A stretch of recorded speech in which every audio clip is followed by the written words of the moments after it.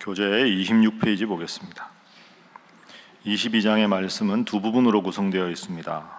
22장의 첫째 부분은 1절부터 16절의 말씀으로 제사장의 성물에 관한 규정으로 이루어져 있습니다.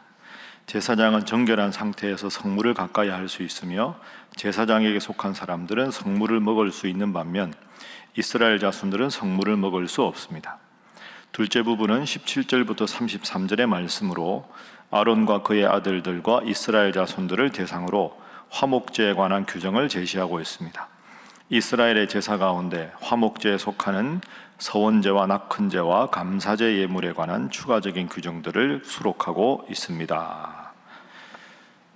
방금 교재에서 읽은 대로 앞부분은 제사장이 먹을 성물, 그러니까 하나님 앞에 제사를 지낸 제물 중에서 제사장이 어떤 것을 먹을 수 있는가, 어떤 것을 구별해야 하는가 이 내용이고, 뒤에는 화목제 예물에 대한 것 여러 가지 내용이 나오고 있습니다. 자, 우리 오늘 1절, 2절 말씀 22장 1절과 2절 함께 읽어보겠습니다. 시작. 여호와께서 모세에게 말씀하여 이르시되 아론과 그의 아들들에게 말하여 그들로 이스라엘 자손이 내게 드리는 그 성물에 대하여 스스로 구별하여 내 성호를 욕되게 함이 없게 하라. 나는 여호와이니라. 아멘.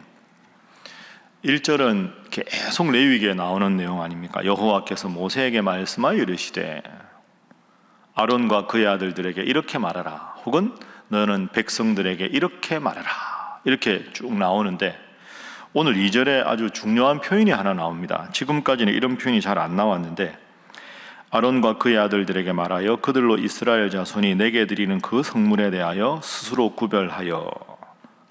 구별하여 내 성호를 욕되게 함이 없게 하라. 한번 따라해 보겠습니다. 스스로 구별하여. 지금까지는 주로 1절이 나왔습니다. 여호와께서 모세에게 말씀하여 이르시되, 여호와께서 모세와 그의 아들들에게 명하여 이르시되, 여호와께서 모세를 통하여 이스라엘 백성에게 말하여 이르시되. 그러니까 지금은 우리가 레위기의 배경을 생각해 보면 애굽에서 430년 동안 노예 생활을 했습니다. 여러분, 노예는 자기 생각이 없습니다. 시키는 대로 하는 겁니다. 오직 주인의 명령에 따라서만 살아야 합니다. 간혹 주인이 명령을 해도 제 생각엔 이게 더 좋습니다, 이런 생각을 초기에 했다가도 그러다가 10가지 다 잘해도 한 가지 주인의 마음에 어긋나면 주인에게 꾸지람을 받기 때문에 노예는 점점 수동적일 수밖에 없습니다. 그래, 어차피 내 생각 해봐야 결국은 다 주인 뜻대로 되는 건데, 그럼 사람이 아주 수동적으로 되죠. 수동적으로 되면 더 잘할 수 있는 게 보여도 그렇게 하지 않습니다. 항상 시킨 만큼, 욕 안 먹을 만큼만 하게 되는 게 인간의 기본적인 생리입니다. 그렇게 무려 430년, 43년이 아니라 430년 동안 살아왔습니다.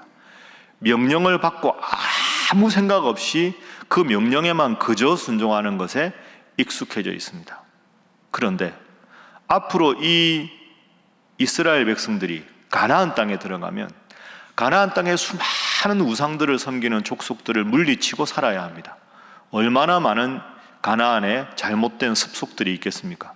어제 우리가 살펴본 동성애에 관한 것도, 그리고 몰렉 신에게 자기 자녀를 불태워 죽이는 인신공양도 그런 아주 나쁜 습관 중에 하나입니다. 그러니까 하나님은 하나하나 노예 건성을 벗어버리기 위해서 구체적으로 말씀을 하시면서 오늘 본문에는 스스로 구별하라 이렇게 말씀하십니다. 내가 지금까지 너희에게 일러준 그 말을 마음에 새겨라. 하나님이 이 상황에서는 이렇게 하라고 하셨다. 번제는 모든 제물을 태우라고 하셨다. 화목제를 드렸을 때는 감사의 제목은 그 제물 중에 먹을 수 있는 부위를 이웃과 반드시 함께 나누어 먹으라고 하셨다. 그리고 서원을 했을 때는 이튿날까지 먹으라고 하셨다. 하나님의 모든 명령을 다 마음에 새기고 그 새긴 것을 이제는 그 명령대로 스스로 구별하여 살아가라 이렇게 말씀하셨습니다. 여러분, 이게 왜 중요하냐 하면 그래야 계속 사람의 삶의 상황은 바뀝니다. 바뀌는 상황마다 하나님이 이 상황에서 어떻게 하라고 하셨을까? 하나님은 이 상황을 어떻게 바라보라고 하셨을까? 스스로가 하나님 앞에 바로 서야 되는 거죠. 어린 아기일 때는 엄마가 시키는 대로 무조건 하는데 초등학교, 중고등학교 가면서는 엄마 아빠의 말씀을 마음에 새기고 변화된 상황 속에서 어떻게 하는 것이 부모님의 뜻일까를 생각하는 것이 성숙한 자녀입니다. 그래서 스스로 구별하여 라는 말은 말씀 중심으로 살아가라 하는 중요한 의미가 있습니다. 그래서 오늘 첫 번째 기도 제목은 하나님의 것을 스스로 구별하는 자가 되게 하소서. 하나님의 뜻을 스스로 구별하는 자가 되게 하소서 하는 겁니다. 그래서 사실은 기도하는 겁니다. 성경에 오늘 여러분이 예를 들어서 아침에 해야 할 일, 그 일을 어떻게 하라, 그런 구체적인 상황에 대해서는 안 나오죠. 하나님, 제가 오늘 이 일을 해야 하는데 어떻게 하는 것이 하나님의 뜻입니까? 이렇게 하는 게 하나님 뜻입니까? 저렇게 하는 게 하나님 뜻입니까? 말씀을 읽고 깊이 하나님 앞에 기도해서 내 마음속에 내 욕심대로 하고자 하는 마음을 다 내려놓고 온전히 하나님의 원하시는 생각만 내 마음과 내 생각에 가득 차게 해서 스스로 구별해서 하나님의 뜻을 따르는 자가 성숙한 성도입니다. 말씀 중심으로 스스로 구별해서 하나님의 뜻대로 살아가는 여러분 되시기를 주님 이름으로 축복합니다. 자, 두 번째로 오늘 본문 말씀을 쭉 읽다 보면 하나님께서 얼마나 참 사랑이 많으신 분인가, 얼마나 어렵고 힘든 형편에 있는 사람들을 잘 배려하는가를 볼 수 있습니다. 자, 예를 들어서 12절 보십시오.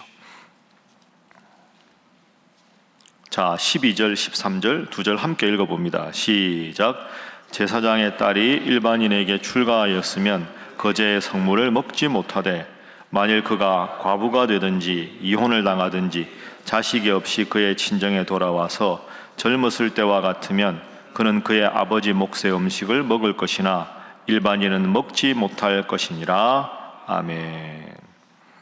제사장의 딸이 결혼을 합니다. 그러면 일반인과 결혼을 하면 아버지의 소유였다가 옛날이니까 이제는 남편과 함께 지내는, 그러니까 제사장 집안에 속한 딸이 아니라 이제는 제사장이 아닌 일반인의 아내가 됩니다. 그러면 제사장 가족들이 먹을 수 있는 제사 지내고 남은 성물을 먹을 수가 없는 거죠. 그게 당연한 거 아닙니까? 그런데 13절 구체적인 상황이 나옵니다. 만약에 그가 과부가 되든지 일반인과 결혼했는데 남편이 돌아가시거나 이혼을 일방적으로 당했거나 자식이 없이 친정에 돌아와서 살아갈 수밖에 없는 상황이 되면, 그러면 일반인 집에 속했다가 다시 아버지께로 와서 제사장 집에 속한 사람이 된다, 이런 뜻이죠. 그럴 경우는 어떻게 되나 보십시오. 그는 그의 아버지 몫의 음식을 먹을 것이다. 여러분, 이렇게 해야 됩니다. 이혼당하고 돌아왔는데 남편 의지에서 시집을 갔는데 남편이 돌아가셔서 그 집에서 도저히 살 수 없으면 아버지에게 돌아와야 됩니다. 경제적인 능력이 없고 혼자 살 능력이 없잖아요. 그러면 일반인에게 시집 갔다 돌아와서도 경제적 능력이 없고 홀로 살 여력이 없으면 아버지가 제사장이니까 그 음식 다시 먹어도 된다. 이게 얼마나 자상합니까? 여러분, 이게 지금부터 3,500년 전에 하나님께서 주신 법입니다. 거듭 말씀드리지만 레위기는 하나님 앞에 제사를 잘 드려라, 그러면 복을 받는다, 이 말씀만 아닙니다. 하나님 앞에 제사를 잘 드리는 것뿐 아니라 그것은 하나님의 영광만 위한 게 아니라 모두가 더불어 행복하기 위한 것이다. 그래서 늘 방금도 말씀드렸지만 화목제사 하나님 앞에 드린 다음에 다 나눠 먹어라. 소 한 마리, 양 한 마리 하루에 다 먹어라. 혼자 못 먹지? 당연하지. 이웃 사람 다 불러서 먹어라. 그러면 오랜만에 소고기 먹는 사람은 얼마나 기분이 좋겠습니까? 그러니까 레위기는 하나님께 영광을 돌리는 것과 이웃과 더불어 사랑하는 것, 배려하고 섬기는 것이 하나의 주제지 두 개의 별개의 주제가 아닙니다. 그래서 제사장의 집안의 딸에 대한 문제도 구체적으로 이야기하는 겁니다. 또 하나 예를 들어 볼까요? 27절 수소나 양이나 염소가 나거든 이래 동안 그것의 어미와 같이 있게 하라. 새끼는 어미와 함께 있게 해라. 8째 날 이후에는 여호와께 화제로 예물을 드리며 기쁘게 받으심이 되리라. 그런데 암소나 암양을 막론하고 어미와 새끼를 같은 날에 잡지 말아라. 새끼 제사 드릴 때 새끼 제사 드리고 내 화목제 제사 드려야 되는데 그럼 오늘 그냥 어미도 잡고 새끼도 잡고 그러지 말아라. 여러분, 새끼를 잃어버린 암양의 심정이 얼마나 아프겠습니까? 암양이 새끼가 태어났는데 자기 어미가 없으면 말 못하는 짐승이 얼마나 마음이 힘들겠습니까? 우리가 능히 미루어 짐작할 수 있지 않습니까? 참 하나님이 섬세하시지 않습니까? 28절 암소나 암양을 막론하고 어미와 새끼를 같은 날에 잡지 말아라. 참 하나님은 정말 위대한 크신 분이지만 동시에 우리의 머리털 하나도 다 세시고 시집가서 출가했는데 잘 살 줄 알았는데 남편 없으면 얼마나 힘드냐. 아버지한테 돌아와라. 돌아와서 아버지 집에 있는 거 먹어도 좋다. 내가 시집 갔다 왔는데 괜찮다. 아무 문제 없다. 야, 말 못하는 짐승이라고 해서 어미와 새끼 하루에 죽이지 마라. 사람이 할 일이 아니다.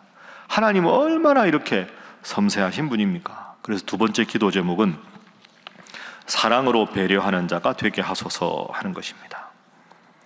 사랑으로 배려하는 자가 되게 하소서. 참 따뜻하신 하나님, 마음이 참 섬세하신 하나님입니다. 여러분, 교회가 해야 하는 일이 사실 바로 이런 일입니다. 우리 교회가 하는 것 중에 이제 크리스마스 시즌이 되면 사랑의 쌀 헌금도 하고, 그 다음에 독거 어르신들 돕는 사랑의 요거트 이웃사랑 헌금 하지 않습니까? 그 다음에 때로 이제 이웃을 위해서 말씀과 함께 헌금도 우리 교회 경상비로 절대 쓰지 않고 선교비나 신학교를 위한 것이나 북한에 있는 아이들, 고아원 아이들 방한화를 사는데 보내거나 다 그렇게 보냅니다. 여러분, 그게 사실은 더 번거로운 일입니다. 여러분이 헌금하면 그 재정에서 뚝 떼서 주는 게 훨씬 편합니다. 일하기는 그게 편하지 않겠습니까? 근데 그게 아닙니다. 내가 하나님 앞에 구체적으로 예물을 구별해서 이번에는 북한 아이들을 위해서, 북한에 그냥 돈 보내면 또 의심할 수 있으니까 북한에 있는 고아원에 부모가 없는 집의 아이들, 그 방한화, 그게 하나에 지금 가격으로 우리나라 돈으로 15,000원 정도 하거든요. 그러면 그건 그 기관에 보내면 다르게 쓸 수가 없잖아요.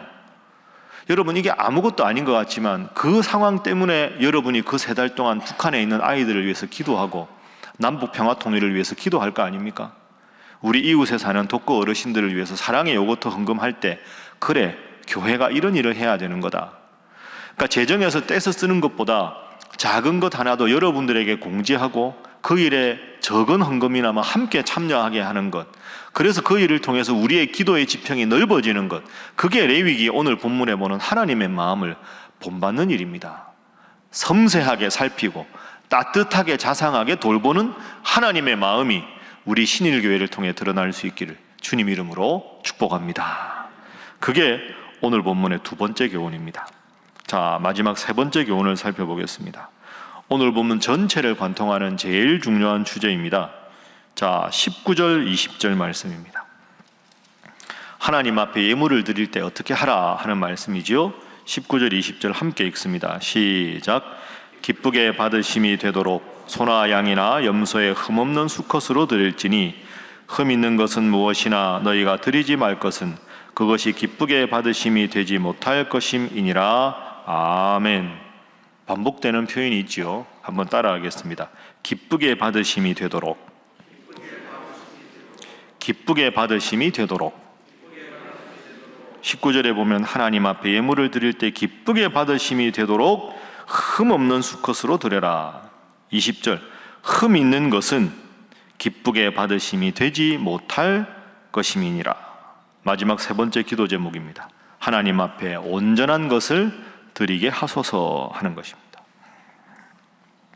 하나님 앞에 온전한 것을 드리게 하소서. 우리가 우리의 삶을 드리고 예물을 드릴 때 꼭 명심해야 되는 마음입니다. 오늘도 새벽기도 오셨습니다. 잘하셨습니다. 제일 영적으로 맑은 시간, 이 시간 하나님 앞에 드리니 하나님 얼마나 기뻐하시겠습니까? 오늘 하루도 하나님의 은혜 가운데 거하는 여러분 되시기를 주님 이름으로 축복합니다. 예물 생활도 마찬가지입니다. 하나님 앞에 흠 없는 것을 드려라. 하나님의 것을 먼저 구별해서 바치라. 제가 늘 말씀드리죠.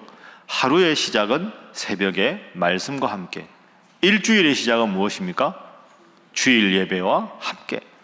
하루는 새벽 말씀과 함께, 일주일은 주일 예배로 시작하고, 밤에 잠자리에 들 때는 오늘 하루를 지켜주신 하나님 앞에 감사하고, 그래서 나의 삶의 처음부터 끝까지 온전히 하나님 앞에 하나님의 뜻대로 살아가기를 바라는 것이 온전한 마음입니다.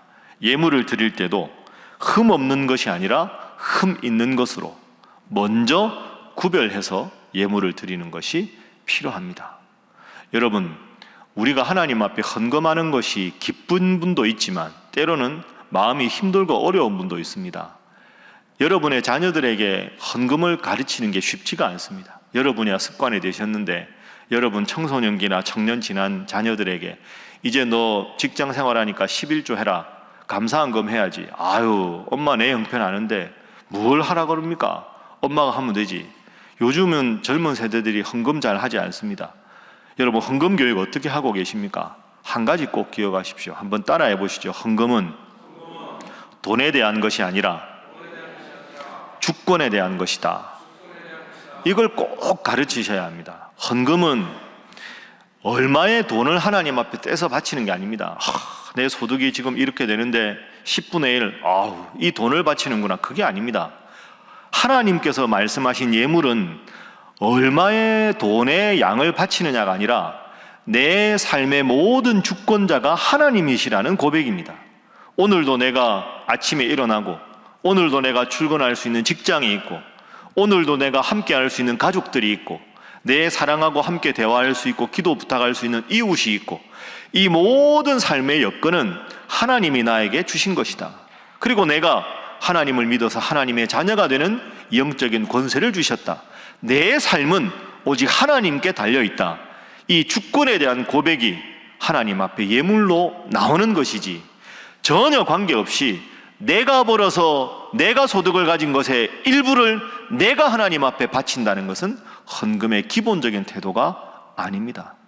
내 생명도 하나님의 것이고, 내게 주신 달란트도 하나님의 것이고, 내게 주신 소득도 하나님의 것이고, 다 하나님의 것이니 하나님, 모든 것을 바치는 것이 마땅하나 하나님께서 너 다 알아서 다 쓰고 10분의 1을 바쳐라.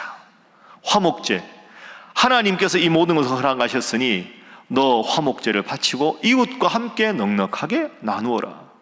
헌금의 기본은, 예물의 기본은 내 모든 것이 하나님께로부터 왔다는 주권의 고백이다. 여러분 생각하고, 하나님 앞에 예물 바칠 때 손이 부들부들 떨려가지고 이걸 어떡하나 그렇게 생각하지 마시고, 내 모든 것이 하나님께로부터 왔음을 감사합니다. 하나님, 오늘도 하나님께서 새날을 허락해 주셨습니다.